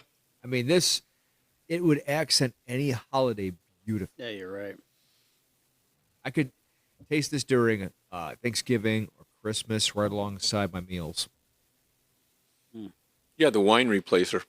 I mean, we designed it that way. That was what we meant it to be. It was, because we had made Reasonable Doubting. We had it. We were heading into the fall. We were drinking Christmas ale, I think, probably too much that night. I'm like, I think the wife's got a couple bags of cranberries back at the house. I'll be back. I had a few nights where my wife is like, "Why are you getting home at 1 o'clock?" I said, "Because I'd have been arrested if I come home at 11 o'clock." Yeah. And it's actually surprising because it does have that. I swear, it's got a little bit of accent of like a raisiny flavor to it. No. It's fantastic. I'm going to have to try it. I get Yeah. I like raisins. Well, it's good. It's a good profile. Yeah, I could definitely have that right with any of my holiday meals. It's fantastic. So overall, when we're tasting through ciders, we tend to look for things that present like a really clean, fresh, bright, dry profile. We don't want anything to really weigh you down. The hung jury might eventually weigh you down, but it's still pretty light. That's Sunday in vacation brunch. Right. Yeah. You can be weighed down. And so only thing we haven't tried is the Cleveland Mule, which is brand new. All right. Cleveland Mule. Cleveland Mule. We don't have a label for this yet.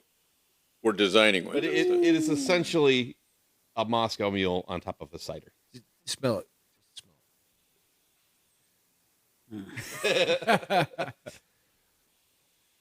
Wow. I mean, there's ginger right there. It actually smells like it's in ginger ale. Yeah. Yeah, the ginger's predominant, no question.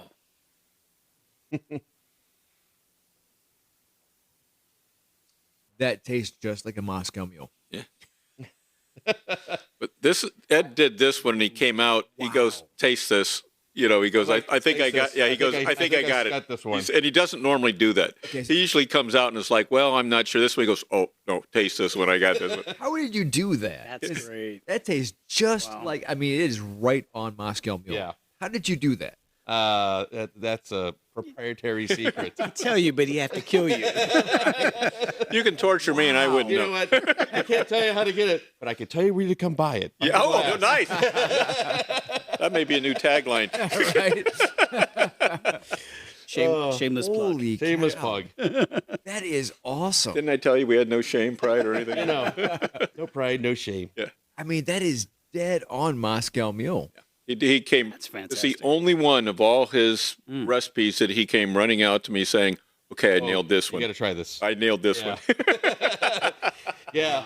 I wouldn't know the difference. I mean, this is fantastic. Yes, we have an old fashioned, a Moscow Mule, a Chardonnay. Hey, Yeah, it's- and so this is on top of reasonable doubt. So it starts off reasonable doubt, and then we start adding ginger and lime to the mix. So it starts off dry, Okay. and tart and clean, right? We're not altering the recipe to put on that one. We're just trying to make sure we have a good base going in, and then looking to balance the flavors out, and not overkill it. The first one I brought about is this is less than the first one.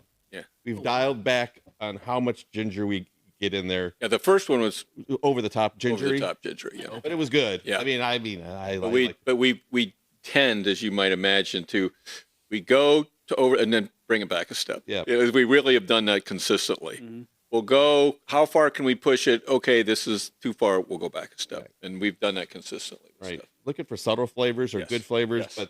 but Moscow Mule is hard to get subtle because it's supposed to be like over that top pepper gingery, Yeah. really nice. But Yeah. Wow. I mean, you aced this one. This Yeah. is It's the only one that he came out and said, I got Yeah. this one. Every other one, he's like, Maybe- what do you think? After 3 years of experience, Yeah. I really know what I'm talking about. Yeah. fine. All right, cut him Not. off. We're muting your mic. No, that's the only one. Every other one, I'm not sure. Yeah. What do you think? But that's the only one. that's remarkable. I mean, it is aced in every part of it. Yeah, it really was. Yeah. So that's why we went ahead. We don't normally do that. We usually sit on a new one before we get the label, Yeah. because we want to make sure that in a month from now we We still. can put it in a can and sell it. This is the only one that we Yeah. just said, let's go get the label. I have to know, Yeah. what does the label look like? Oh my gosh. I gotta know. Because So the labels have been brilliant so yeah. far. So criminal defense attorneys. So where would a mule come in criminal defense? In drug trafficking charges, Okay. right?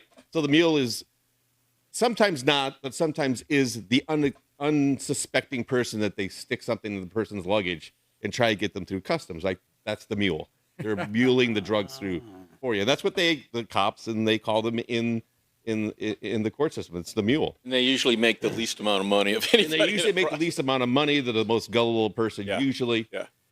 And so the label will be depicted as a mule in a grandmother's dress sitting at the defense table as the police officers testifying from the stand, pointing an accusing finger at the grandma with a big pile of drugs in a suitcase on the witness table. One way or another, most mules, not all, have been taken advantage, for their boyfriend. Yeah. They're not like criminals at heart. And typically, Right. the Yeah. criminal defense system treats the mule with less culpability than That's true. than I think other that's people. true. Is that different than a patsy, or is that the same idea? Well, Patsy, like a mule, is a courier, courier? literally taking money or drugs. Okay. A Patsy is just kind of taken advantage of in many different ways. So Yeah. I guess a mule would be a narrower version of a Patsy. Patsy, yeah. Okay. Let them take the fall for possessing, Yeah, not yeah, us. yeah. yeah. Oh, I love to see. We're getting all the inside. Well, and we have many inside jokes. I'm sure. Which are kind of fun, which is why with Yeah. the drawings or hiding the apple or the BCC. Yeah, and we've all, I'm sure Dave, I've had that witness. I've had that client who was the unsuspecting person who's now got this case. And by the way, if people don't get the depiction, we don't care. I remember, As long as it's drawn like, well, we really don't care. yeah, we don't get Second City, with John Candy and Andrea Martin and Catherine O'Hara and Dave Ton. They said, how do you come with your skits? And they were like, we just entertain ourselves. If somebody else thinks they're funny, that's fine. We're just trying to and Ed, that's kind of how we're doing. Well, and the names originally were just placeholders for us. Wow. Because it was like, cider batch 127. No, the hung jury one. Yeah, that's right. Yeah, right. They were for us, and then we were going to make like more commercially like available names, and like no, you got to stick people, with the people you gotta said stick this. with the stupid law names. What are you guys you guys doing? are stupid lawyers. It's who you are. What are you doing?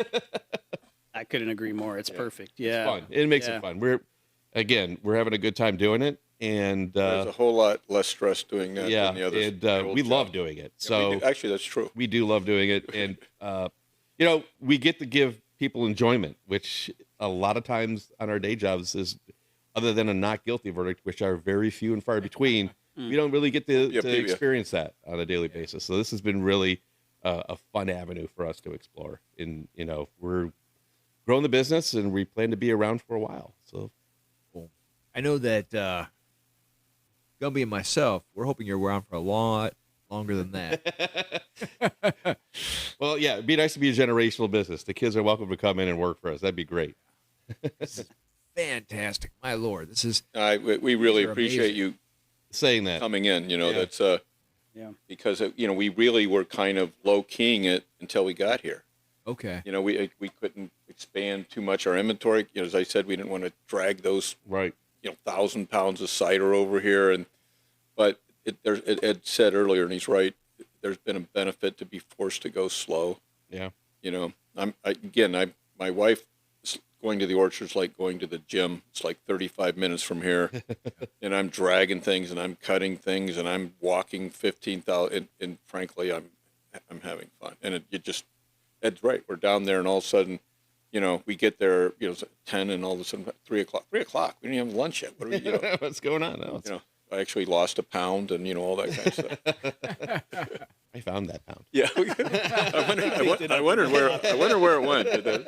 So this is one crazy hair schemed idea that my wife approves of. Yeah, It's actually working. It's been fun, and we've had a lot of good feedback, and we're going to continue going down our idea and our vision of what we think we can bring to the cider market here in Cleveland, and this is what we're going to do.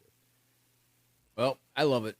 It's wonderful. Fantastic. Fantastic. It's your own niche. I love the not going overly sweet. we were from the first thing we said. Yeah. When we first decided to do that, I go, Ed, you want to do this? He goes, oh God, yeah. We were talking, and the first thing he said to me, but not sweet. We're not doing sweet. Yeah. I mean, literally, you could go down the street to Dave's grocery store, and you could buy 20 ciders. Oh yeah, that are all sweet. Tons of them. I don't, We don't want Kool-Aid. Yeah, how am I going to, where are we going to fit it? First of all, that's just not the cider I like drinking. I don't like drinking that type of cider. I'm making cider what I like to drink. If other people like to drink it, that's great, right? But I'm not trying to, an apostle on that, but It's already out there. Why do it again? Yeah. why would add another one? Let's do something different. Mm-hmm. Well, I mean, there's also something on the health side to be said, because once you start making it more and more sweet, calories go Up and up and up and up. And up. Yeah. I was amazed, like when I started, because our labels have to comply with FDA, what do you call that, regulation. So I have to put nutritional information. So there are programs that you can build how many calories are in, depending upon ABV levels and volume and stuff like that. 12 ounces of just a base cider that's not back sweetened is like only about 120 calories. Yeah. That's not, and given these days, where, a can of Coke or, be like 400 calories. Oh yeah. Yeah. No, there's something to be said for that, because your base standard commercial cider is over, let's just say, north of 200 calories. Yeah. And so we're the healthy beverage. That's But right. we're not putting diet cider on our can. Yeah, no diet cider I mean, not all things sweet. I won't say all things sweet, are bad. but yeah, I mean, sometimes it just comes across as not quality. Yeah, And so I feel that way. this feels I like do. Yeah, quality. that's when right. It does. It didn't matter which one I drank. Yeah. it like you know, Best one. if the base is not good, it won't render a good whatever you put on top of it. So everything starts off life as reasonable doubting, and if that is good, then we can move forward from there. Loved it. Beautiful. I have to, It's fun. This is fun for us. oh, We don't get tired of this. This is fun for us. Yeah. How much time you got? We got another 3 or 4 hours. We can keep going. It's poker. get- It's poker night tonight. Poker So, night. yeah, Oh, well. It starts at Poker 6. night. Yeah. There you go. Yeah. You guys got about 5 minutes. No. Yeah. Well, I mean, first off, I want to thank you for letting us come in because you haven't like fully open, and so we want to thank you for letting us come in, Yeah. especially on a day when you didn't have to. Yeah. You're not actually open today. Nope. This is fantastic. But it's the best day to do it. the best day to do it. Timing wise, it's great for us. Yeah. Yeah. We do feel priprivileged to. Yeah. Well, thank you for coming out. So that's the and I'm first glad off. you guys Well, enjoyed you're the everything. first guys to talk to us since we opened. So Yeah. that's, Well, thank you for that. yeah. Yeah. No, we appreciate it really. Yeah. Gumby, last words. Well, I wanted to pick each of their brains really quick. Let's do it. Okay. Let's do it. Take away. And you feel free to decline, but we are a interfaith podcast Sure. as well as a brewery podcast. But so I don't know if you guys have any religious background at all, or any faith type background, or Well, faith, yes. Organized religion. perfect. I expand on that. Well, when you do what we do, Yes. when you see good Christians, good Muslims, good Jewish people who profess to have the faith, the things that we see done out of ethical cowardice just turns your stomach. And we see people who do not have the courage of their conviction. You know, so people, and it's their right, and that's fine, but I'm not impressed about what they say. I'm impressed about what What you they do. and we have seen people of backgrounds that were the most Christian, Muslim, Jew, the most good-hearted, godlike, where there was no need to. Real courage that nobody sees, nobody knows. That's what I'm so interested in hearing your guys' Well, perspective. that's a 10 hours conversation. Yeah. because you and guys so- must have such a unique Future episode. Yeah. perspective. So the answer is, I'm not impressed with regular churchgoers. There's exceptions, of course, that's true. But I am impressed with, I've seen people do faith-based actions without saying it, but what they did showed incredible courage, you know, that they have a code of ethics that you know, I'm privileged to express to it. And I'm talking about people you would never expect it to be. Sure. You know, our clients, mothers of clients who've had the worst life, victims of crimes, you know, people growing up in impossible situations, and the unselfishness and the, you know, coming out for the community. Now that's a person I admire. And so that's where, so I'm not anti-faith. It's there. Yeah. But I don't have a lot of respect for words. Let me just leave it at that. So you draw a serious line between religious institutions. Yeah, they're not spirituality. mutually. Yes, of course I do. But they're not mutually exclusive. There are churchgoers, and in fact, there's a Father Neil who is the most incredible human being I've ever worked with. Over at St. Malachi, St. Malachi. Just you know, now there's a person that I feel humble in his presence. He lives what he preaches. He lives what he preaches, and he does it. He's not afraid. He has so. I don't want to make it sound like I'm saying that you know, just because you wear the cloth that there. No. I've seen people that are exemplify everything they're supposed to be, and it's you know, it's an honor working with. Yeah. Don't tell me what you are. No. Show me what you are. But unfortunately, I've seen too many who you know I'm a man of God, and you know, or a woman of God, and you know. That's all I'm going to say. Yeah. But no. So there are people out there. So I don't mean to say if you're an organized religion. No, that's not true at all. Of course, there's wonderful people who really practice it. But I've seen too many people more afraid in getting a vote than doing the right thing or following. We see it all the time. Yeah. So, and I don't know if I can be any clearer, but in a nutshell, that's it. Yeah, that's great. No, I appreciate it. Yeah. But in the worst of the worst, the most tragic, I've seen people show moral courage that, like, wow, where did that come from? Yeah. Because they have they have every reason to be bitter, angry, vindictive, and they're not. Yeah. You know, and they have the right attitude. So it's there. Yeah. I had, war stories. A mother of a 21-year-old or 21-year-old son died in a ag vehicular homicide that my client caused. No doubt about it. Had a bright future in front of him. Came into court unsolicited and begged the judge not to send my client, the person who killed their son, to prison. Because she thought about it, prayed on it, and said, this will not help my son's memory, will not help him, will not help society if we just institutionalize another person and bring him back. Make him do something useful with his life. Just don't warehouse him. But as David said, political cowardice took over, and that person was sent to prison because you could now put him on your campaign material. I'm tough on drunk drivers. Yep. But the mother of the victim came in. I didn't even meet or interview her, and I was floored that there are those type of people who really think outside themselves. It's not me. It's not about me. It's about us. And it's maybe very pleasant to run into those people. It's inspiring. It's enough to keep you going. It is enough to keep you going. When you want to give up, go, what the hell? Yeah. What's going on? But then you see those people, and they expect nothing. It's just who they are. And I'm like, what am I whining about? Especially in that moment of In that crisis. moment. Oh, in yeah. that moment. Yeah. When our humanity just wants to rip a person That's apart. a true, in my mind, that's a true, for lack of a better term, a true person of faith. They're there. And there's enough there that it keeps you going. Yeah. And I mean judges and they're there.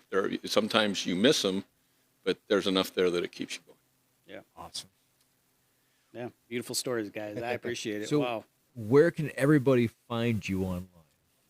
Oh, BrownhoistCider.com. yeah. Brownhoistcider.com. They Google Brownhoist Cider, comes right up.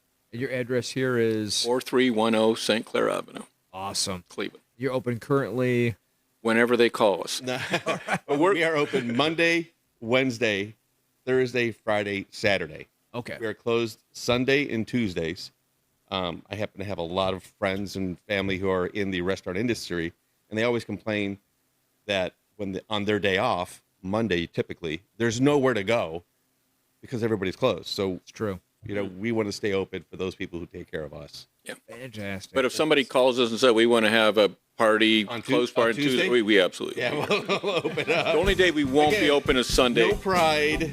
Yeah, exactly. The only day we won't be able to Sunday until we get our Sunday license, which we'll do eventually, but we want to make sure we have everything else ironed out first. Gentlemen, thank you so much for your time, and thank you for your great efforts. Thank you. Thank you for coming out. It's been a pleasure. For your dedication. Yeah, for sure. Super. Nothing taboo over brew. Hey, man. Yeah. Good fight. Good night. Check us out on all social media streams. Here we go.